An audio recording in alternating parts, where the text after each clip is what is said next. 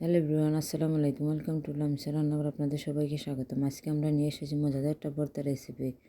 আমাদের সিলেটের জনপ্রিয় একটা ভর্তা রেসিপি, লাই পাতা ভর্তা রেসিপি। আমি প্রথমে প্যানে একটু তেল দিয়ে তারপর 4 থেকে 5টা শুকনো মরিচ ভেজে নেব। এরপর যে আমি হলুদ মরিচ লবণ দিয়ে আগে মেখে রাখা 2 পিস বোয়াল মাছ ভেজে নেব। আমি লাই পাতা বোয়াল মাছ দিয়ে ভর্তাটা বানিয়ে নেব। এরপর যে মাছটা ভাজা হয়ে গেলে আমি আলাদা পাত্রে তুলে রাখবো। তারপর আমি এখানে লাই পাতা নিয়েছি, এগুলোকে ভালোভাবে পরিষ্কার করে নেব।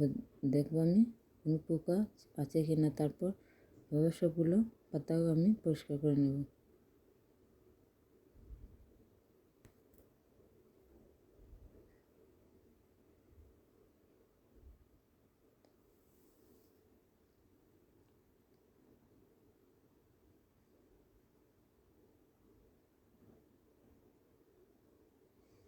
এরপর যে সবগুলো পাতা পরিষ্কার করে নেওয়ার পর আমি এগুলোকে ভালোভাবে ধুয়ে নেব 3 থেকে 4 বার। তারপর ওগুলোর পানিটা ঝরিয়ে নেব। তারপর ছুরি বা বটির সাহায্যে আমি ওগুলোকে ছোটো ছোটো করে কেটে নেব।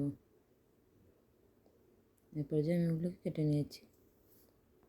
এরপর যে আমি ভর্তাটা বানিয়ে নেব। নিয়েছি এখানে ভেজে রাখা মাছ, তারপর শুকনো মরিচ, তারপর দিয়ে দেব ধনিয়া পাতা কুচি, কাঁচামরিচ কুচি, তারপর দিয়ে দেব পেঁয়াজ কুচি।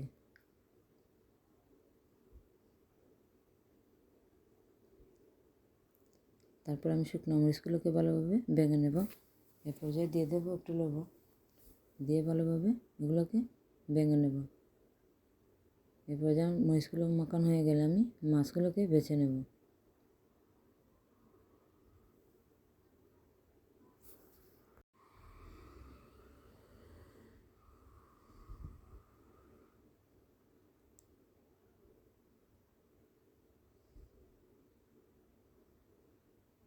এবার আমি 2 পিস মাছ ভালোভাবে কাটা বেছে নেব। আপনারা চাইলে পাঙ্গাস কিংবা বড় রৌ মাছ কিংবা বোয়াল মাছ দিয়ে ভর্তাটা করতে পারেন।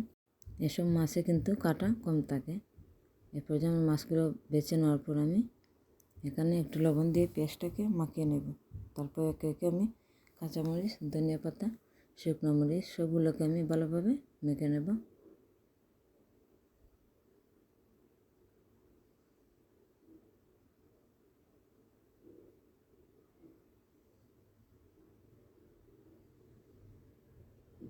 তারপর মাছগুলোকে দিয়ে আমি ভালোভাবে মাছের ভর্তাটা বানিয়ে নেব। তারপর আমি এগুলোকে আলাদা করে সাইডে রেখে আমি কেটে রাখা যে লাই পাতা ছিল সেগুলোকে আমি দিয়ে একটু লবণ দিয়ে ভালোভাবে মেখে নেব। 2 থেকে 3 মিনিট মাখানোর পর এগুলো কিন্তু সফট হয়ে আসবে।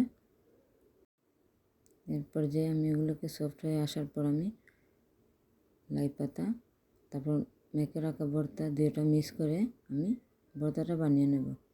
শীতের সিজনে কিন্তু লাই পাতা ভর্তাটা খুব মজা লাগে। আপনারা অবশ্যই ট্রাই করবেন। কেমন হয়েছে আমাকে জানাবেন। ভালো লাগলে লাইক কমেন্ট ফলো দেবেন। ধন্যবাদ।